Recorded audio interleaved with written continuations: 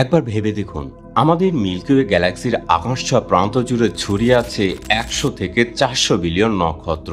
আর NASA ও আধুনিক গবেষণা বলছে প্রতিটি নক্ষত্রের চারপাশেই গড়ে অন্তত একটি করে গ্রহ ঘোরে। তাহলে মোট গ্রহের সংখ্যা দাঁড়ায় হাজার হাজার কোটি। তবে এর চেয়েও বেশি চমকপ্রদ তথ্য হলো এই সব গ্রহের অনেকগুলোই হতে পারে আর্থ লাইক। কিন্তু আর্থ লাইক মানে কি?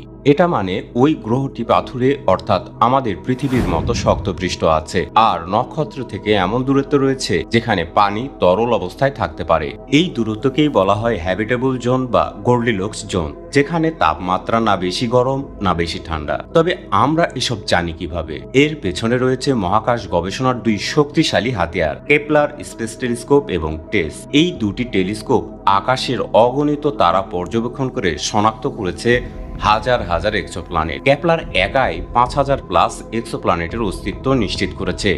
এর মধ্যে অনেকেই রয়েছে সেই রহস্যময় গোল্ডিলক্স জোনে। গবেষণার ফল বলছে শুধু আমাদের মিল্কি ওয়ে গ্যালাক্সিতেই থাকতে পারে 300 মিলিয়নেরও বেশি হ্যাবিটেবল গ্রহ।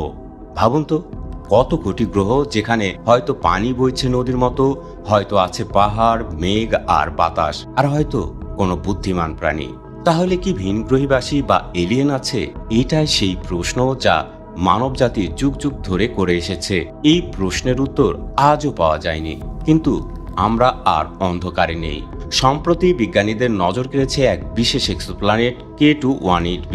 সেখানে দেখা গেছে এমন এক ধরনের গ্যাসের চিহ্ন যা সাধারণত পৃথিবীর ফাইটোপ্লাঙ্কটন নামক অণুজীব দ্বারা তৈরি, আর এটি জীবনের অস্তিত্বের সম্ভাবনা জোরালো করে তুলেছে। হয়তো তারা দেখতে আমাদের মতো নয়, হয়তো তাদের ভাষা, প্রযুক্তি, বুদ্ধি সবকিছুই আলাদা, কিন্তু তারা আছে, নাকি আমরাই এই অসীম মহাবিশ্বে একমাত্র সচেতন প্রাণ?